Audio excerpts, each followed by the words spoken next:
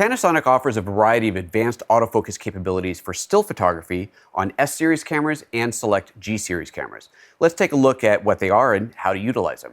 We'll start by making sure that your camera is in autofocus mode. There's actually a few different ways to switch this around. Depending on the lens you may have an autofocus switch on the lens barrel itself. Or if you're using one of the LUMIX Pro lenses, you may have a mechanical clutch on the lens, meaning that you pull the lens collar back, as you're seeing in this video here, and push it back forward to switch between autofocus and manual. You'll also find an autofocus switch on the camera itself. You'll find that here as you switch from manual focus through the different autofocus settings. I'm going to set it to single autofocus now. Now let's jump into the different autofocus modes. The first mode we'll look at is called Pinpoint. This is designed for studio photography with a non-moving subject. So for example, the camera's on a tripod and you're shooting a still life or some other locked off subject. This mode isn't even available if you're in autofocus continuous. What this mode does is allows you to pick a very precise area of the subject to focus on. So for example here, I'll activate the mode and I can move the joystick to precisely position the focus area. And then when I press the shutter halfway, it actually zooms in on the back of the camera to show me a closer up view of that area so I can confirm precise focus. The next mode is the one area mode. One area is, like it sounds, a single area that you define in your scene where you want the camera to focus on. So for here, if I go into the autofocus area movement, I can set that area to be exactly where I want it to be.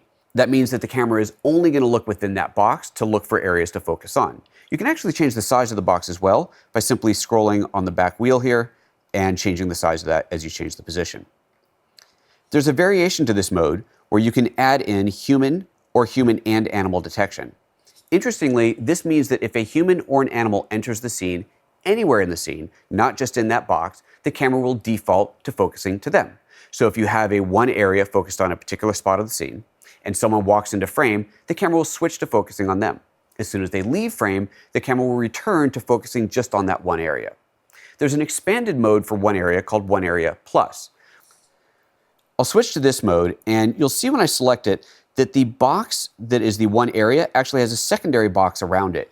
This is kind of a fallback area, if you will. You have your primary area inside of the box, but if your subject temporarily moves out of that, but they're still within the fallback area, then the camera will maintain focus on them and won't immediately look for something new to focus on. So think of it as a one area with just a little bit of wiggle room. This mode also has the human and animal detection options to it.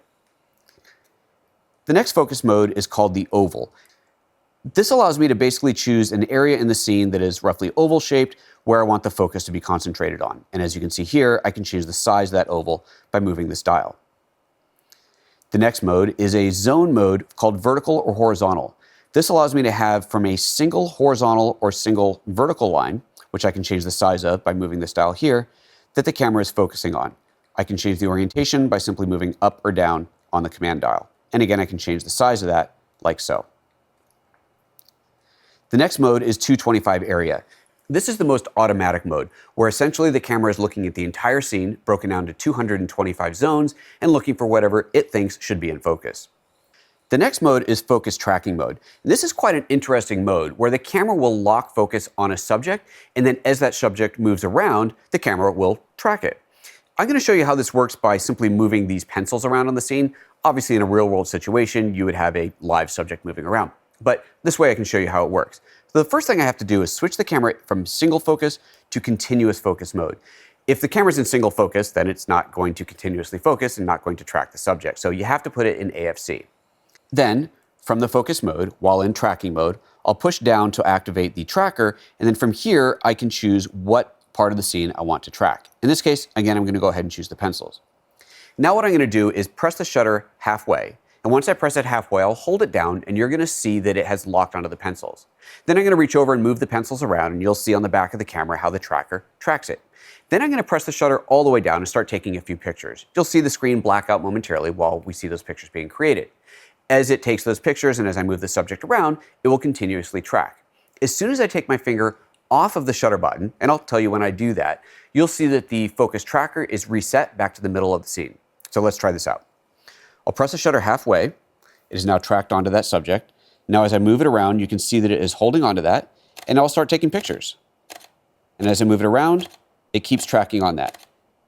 Now I'm going to take my finger off of the shutter button, And it has reset the tracking position, waiting for something else to enter the scene, where if I press the shutter halfway, it locks onto that again, and we're back in business.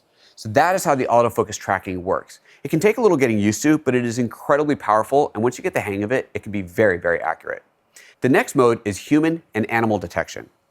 This mode allows me to choose between either human and animal, or just human detection. And this is actually one of the most versatile modes in the camera system. This mode, first of all, is looking for humans or animals in the scene.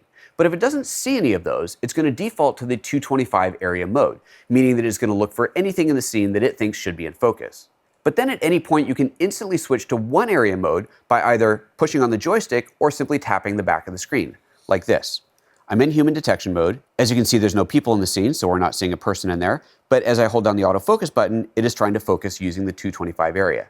But if I want to go to a single area, I can simply tap the joystick, and suddenly I'm in single area mode, and I can position that wherever I want. And I can also do that by touching on the LCD here.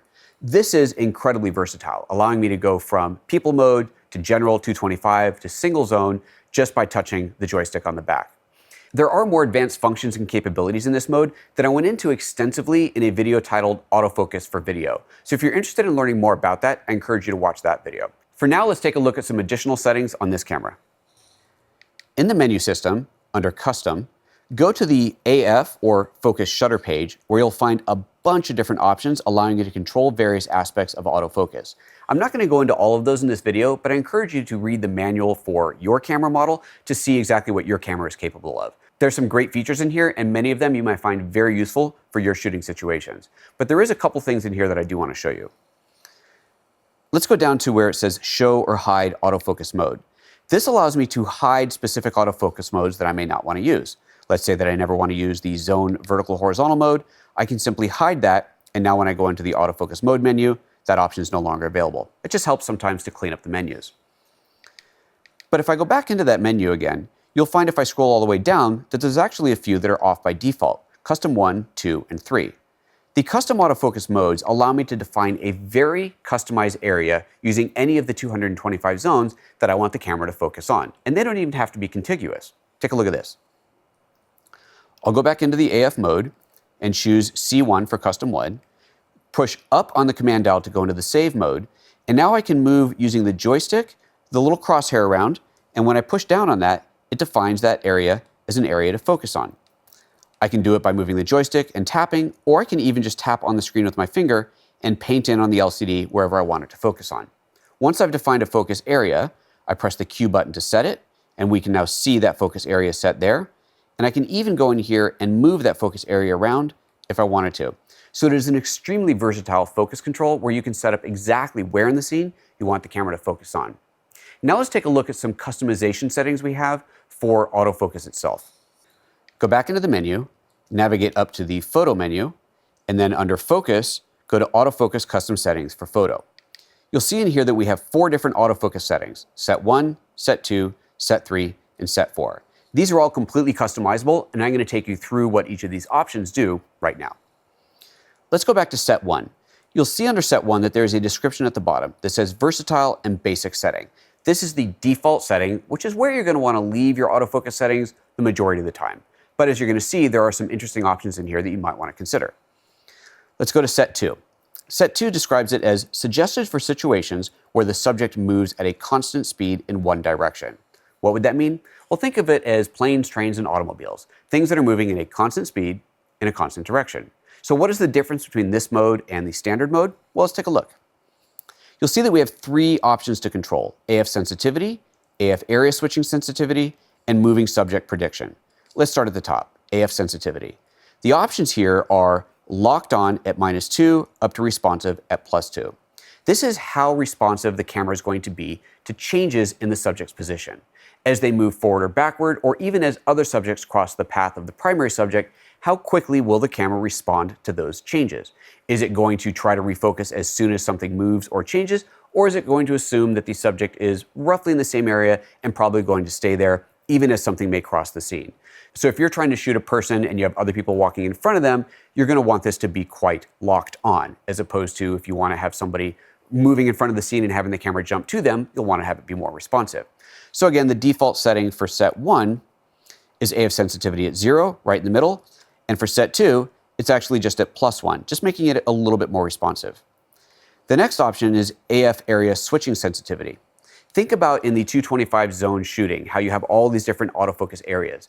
As your subject moves in and out of a predefined area or the area where they were originally acquired in, how quickly should the camera change which zone it's going to use to focus on? That's what this controls. So again, here it's set to -1, meaning it is more locked on, as opposed to set 1, where it was at its default of 0. The last option is moving subject prediction.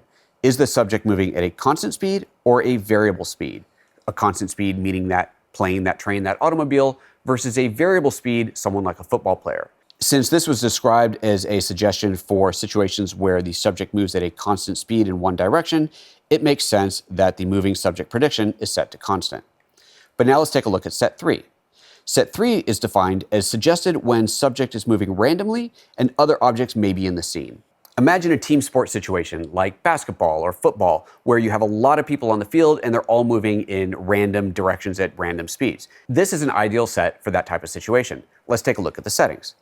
You have under autofocus sensitivity, it's set on a little bit on the lower side to locked on because you do want to track a individual player and probably not want to switch to another player too quickly.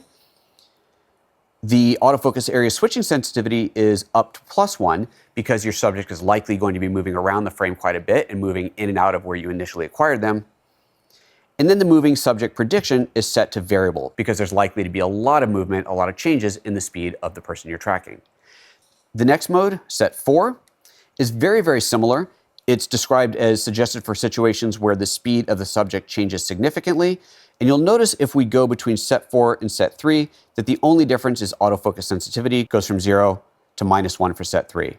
Essentially, the difference here would be something like gymnastics, where you do have varying speed, but you're not really worried about other players jumping in front of the one that you're trying to photograph. So with all of this in mind, you can customize your autofocus settings to suit your particular needs. And I encourage you to experiment with these. There's no right or wrong way. It's always going to depend on your situation. And once you dial this in for your particular shooting style, you're going to love the autofocus capabilities in your LUMIX camera.